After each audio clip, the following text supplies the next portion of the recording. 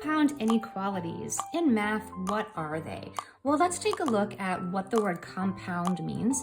In life, when we have something that's compound, we're just taking two complete things and putting them into one whole unit.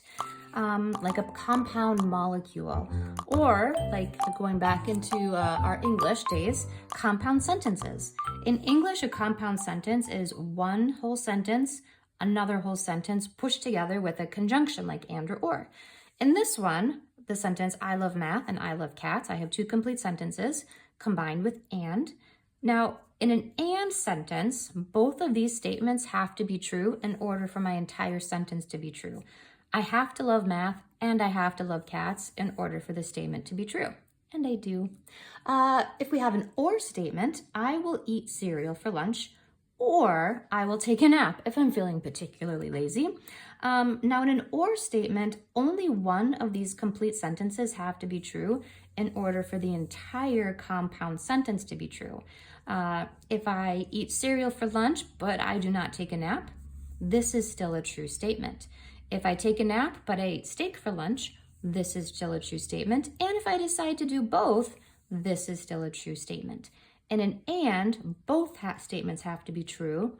In an or, only one or the other, or both have to be true. Now, what does that have to do with math? Well, compound inequalities are practically the same thing as compound sentences, but instead we just have some math in there. So here we go. Let's start with our and, kind of like the math and cats. In an and mathematical statement, an and statement will always intersect or overlap. If it does not intersect or overlap,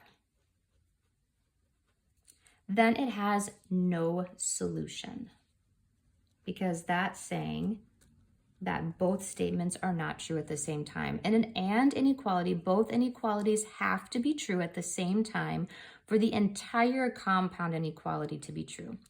An example of a compound and would be, I have a number, and I know that it is greater than or equal to 2, but it is less than or equal to 6. I can break that up into two separate inequalities. I can say this one right here. I have a number that's greater than or equal to 2, that's this. And at the same time, I have a number less than or equal to 6, which is right here. The symbol that we use in math for an and is called intersection, and it looks like this. And the way that I remember it is I kind of imagine that it looks like a funky little A for and. Now, we have three different cases where we have compound inequalities and what they look like, and this will make more sense when we do some problems. Solution 1, we're trying to look for where they intersect. Let's say I have an individual compound that looks like this. I have a number that's greater, well, let's say that's greater than 2.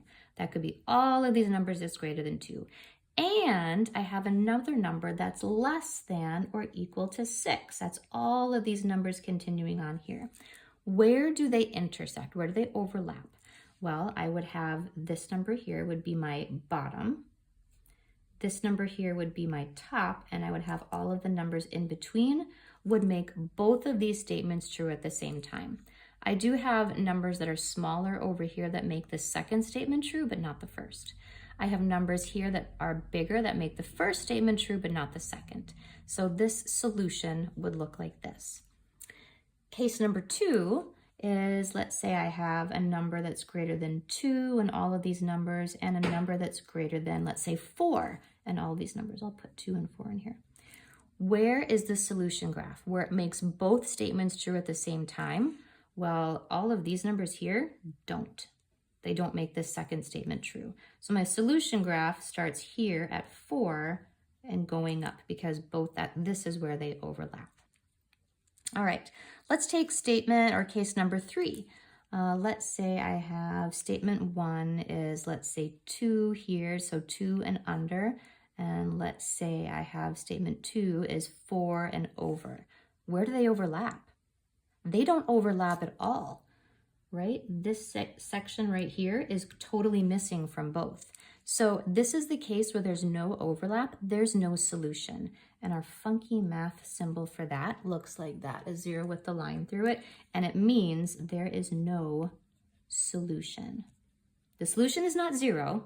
0 is not an answer. There's absolutely no statement or number that makes both of these statements true at the same time. Let's continue on to OR problems. This is kind of like my I will eat cereal or I will take a nap. Or compound inequalities. Or statements will always have a solution.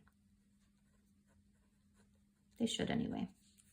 In order for this to be true, only one of the two inequalities have to be true in order for there to be a solution. For example, either x could be greater than 6 or x could be smaller than 2.